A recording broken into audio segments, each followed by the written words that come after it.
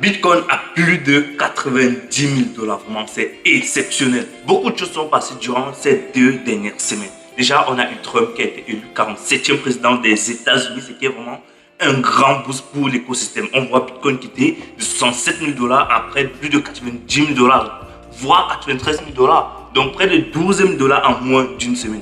Comme ça ne suffisait pas, le 7 novembre, la Fed décide de baisser une fois de plus les taux d'intérêt à de 0,5, 0,25, ce qui nous ramène à 4,75. Vraiment, tous ces paramètres-là réunis pour nous mettre dans un marché extrêmement bullish. Et je vous assure, j'ai rechargé beaucoup de cryptos et franchement, le meilleur reste à venir. Dans cette vidéo, je vais essayer de te donner quelques conseils qu'il faut que tu retiennes pour pouvoir performer sur ce cycle. Parce que c'est une période où on a énormément de gains à se faire. Mais si on n'a pas les bons mentors, si on n'a pas les bons conseils, si on n'a pas la meilleure stratégie, franchement, ça ne vaut pas le coup parce qu'on va tout perdre notre argent. Dans cette vidéo, je vais essayer de te donner les conseils, tout du moins 5 conseils, 5 méthodes et qui vont t'aider à vraiment optimiser et faire beaucoup de gains dans ce bull run. Donc, prépare-toi, prends une note, prends un bloc-notes et un stylo.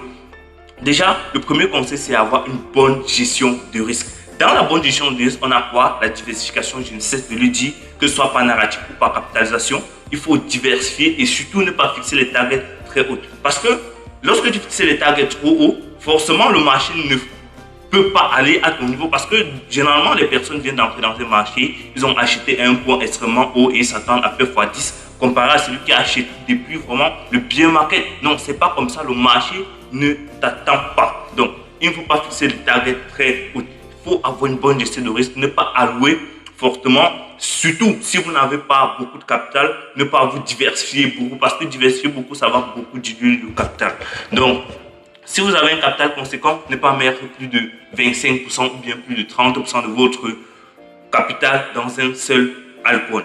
Donc, faites vos propres recherches. Surtout, cette vidéo n'est pas conseillée comme n'est pas constituée d'un conseil en investissement. Non, je ne suis pas un conseiller financier. Investir comporte des règles que ce soit paix, partielle ou complète de votre capital. Donc, faites vos propres recherches. Donc, ayez une bonne gestion des risques et cela, franchement, va beaucoup vous aider. Déjà, je laisse le lien dans la description si tu veux rejoindre mon groupe WhatsApp que je te partage beaucoup d'autres astuces pour t'accompagner, que ce soit en personnel, que ce soit dans le groupe. Tout cela est totalement gratuit. Donc, tu n'as pas de...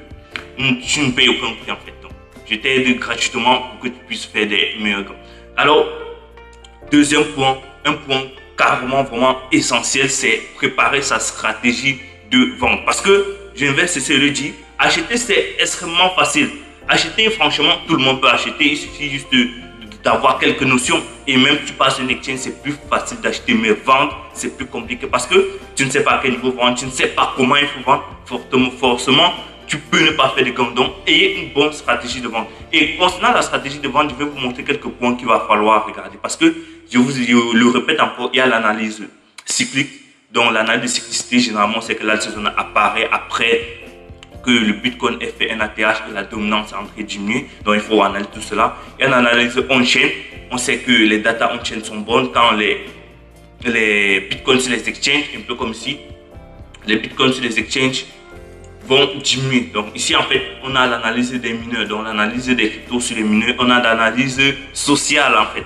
On a l'analyse sociale qui va nous permettre de déterminer combien de fois le mot Google a été recherché. Et ici, on a l'occurrence Google Trend. Donc, ça va nous permettre de regarder tout cela. Et dans l'analyse on-chain, on a aussi que ce soit le NPL, donc le Net Unrealized Profit Loss, on a le CBBI. Donc, on a tous ces indicateurs-là que j'ai montré dans la vidéo passée qu'il va falloir comprendre tout cela pour établir sa propre stratégie. Et c'est extrêmement important. Donc, il faut retenir ces 5 types d'analyse pour pouvoir établir sa stratégie.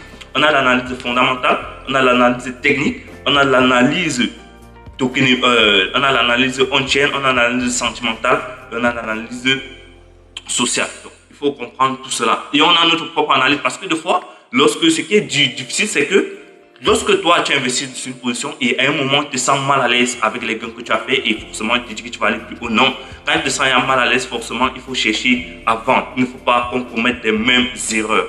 Donc, le niveau 3, c'est apprendre à utiliser les extensions de Fibonacci. Que ce soit le retracement ou les extensions de Fibonacci, c'est extrêmement important. pour établir votre stratégie. Parce que dans le passé, si on regarde ici en 2017, lorsqu'on prend l'extension de Fibonacci, les retracements de Fibonacci, on quitte du point bas vers le point haut. En fait, on se rend compte que le prix vient rebondir en fait sur les 1,68, sur 1,68 ici, les 2,68, les 3,68, les 4,68. C'est extrêmement important parce que si vous investissez dans un marché haussier et que vous avez pris du point haut de l'ancien bear market, du point haut de l'ancien bull market au point bas du bear market, cela en fait va, lorsque vous allez entrer en zone de découverte des prix, donc lorsque actuellement on voit peut-être Bitcoin qui est dans les 93 000 $, 90 000 $, ça n'a jamais atteint ce prix. Alors comment fixer cette target? Il faut utiliser les retraitements de Fibonacci et utiliser les niveaux 1, les niveaux 1,68, 2,68, 3,68 et 4,68 pour pouvoir établir ces targets. Effectivement, vous n'allez pas vendre au plus haut parce que c'est sûrement impossible. Personne n'achètera au plus bas et personne ne vendra au plus haut. Mais ce qu'on veut, c'est vendre par palier. Donc, pouvoir effectuer nos analyses, pouvoir vendre par palier jusqu'à ce que l'euphorie ne revienne sur le marché, qu'on a déjà liquidé une bonne partie de nos positions. Donc, c'est plus mieux forcément de prendre des gants que de ne rien prendre et de se mordre les doigts après parce qu'on n'a rien pris. Donc, on prend l'extension de Fibonacci, on quitte du haut. Attendez, je vous montre encore un simple exemple ici. On quitte du haut vers le bas. Donc, vous voyez sur le graphique que je vais mettre tout juste là, on quitte du haut vers le bas. Et maintenant, pour établir les retracements, parce que forcément aussi, il faut utiliser les retracements pour pouvoir recharger les positions. Mais ça dépend de votre stratégie d'achat et de vente. Mais concernant la stratégie de vente, je conseille ça. Mais si vous utilisez une stratégie de DCA pour pouvoir acheter, forcément, vous n'avez pas besoin d'utiliser les retracements pour optimiser vos entrées parce que vous allez acheter sur une période vraiment définie. Chaque semaine, vous vous en foutez si le prix est haut ou bas. Mais si vous voulez plus affiner votre stratégie d'achat, il va falloir utiliser les niveaux de Fibonacci pour pouvoir coupler cela au RSI. Donc, il va falloir aussi savoir utiliser le RSI pour les momentum. Ok, il va falloir utiliser le MACD pour les momentum et toutes ces choses-là. Et surtout, il y a un truc vraiment intéressant qui me s'est intéressé dernièrement, ce sont les vagues de Elliott. Les vagues de Elliott, en fait, ce sont ces vagues-là qui vont nous dire que un cycle haussier se compose de 3 vagues haussières et de 2 vagues baissières. Donc, lorsque vous allez vouloir entrer sur un projet, vous allez devoir établir les vagues de Elliott. Mettez-moi dans la description si vous voulez que je fasse une vidéo sur comment utiliser les vagues de Elliott en bull run. Et là, je vais faire une vidéo complète qui va vous permettre en fait d'utiliser les vagues de Elliott en plein bull run pour pouvoir établir vos stratégies et coupler cela au RSI, au retracement de Fibonacci. Il y a d'autres indicateurs techniques parce qu'un seul indicateur ne suffit pas pour vous alerter ou bien pour vous dire de vendre. En fait, c'est juste lorsque beaucoup d'indicateurs se réunissent en même temps, il va falloir faire attention et savoir que nous sommes proches d'un sommet. Il faut aussi prendre cela en compte. Alors, savoir quand acheter, quand ne pas acheter. Donc, c'est ce que j'étais en train de dire. Il faut savoir utiliser le RSI. Et surtout, si actuellement, vous êtes déjà entré full sur vos positions, forcément, restez tranquille, ne faites rien si vous n'avez plus de liquidité. Donc, c'est un peu le cas pour moi. Forcément, j'ai passé le temps, ces 7 derniers mois, à recharger. Et là, en fait, je me retrouve à plus de liquidité. Mais ce n'est pas grave parce que les beaux jours nous attendent. Alors, gardez surtout un œil vigilant sur les formations des divergences, que ce soit haussière ou baissière. Qu'est-ce qu'une divergence? Une divergence haussière, c'est lorsque le prix continue à monter. Une divergence haussière, c'est lorsque le prix continue à baisser et le RSI est en train de faire les plus hauts. Donc, on a une divergence baissière, c'est lorsque les prix font les plus hauts.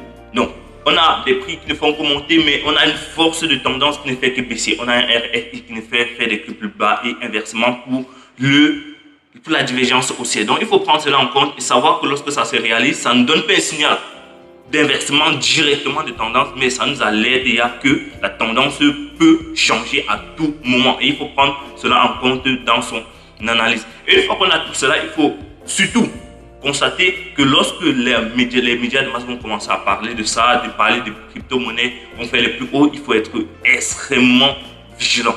Ok, et surtout, lorsque la masse va commencer à arriver, lorsque vous allez aller sur Google Trend, vous allez voir vraiment des choses pas incroyables. Lorsque vous allez voir qu'on fait des plus hauts sur les recherches, là en fait, ça veut dire que la masse est déjà en train de revenir et il va falloir vraiment s'inquiéter. Donc, c'était Cédric pour vous partager quelques conseils pour pouvoir réussir au mieux votre bull run. Alors, si vous avez aimé la vidéo, n'hésitez pas à vous abonner, cliquer, liker, activer la cloche de notification pour ne rater aucune de mes prochaines vidéos parce que je parle de tech, de crypto-monnaie, bref, tout ce qui va nous permettre de gagner de l'argent et d'améliorer nos connaissances en technologie. Alors, on se retrouve la semaine prochaine. Merci. Ciao.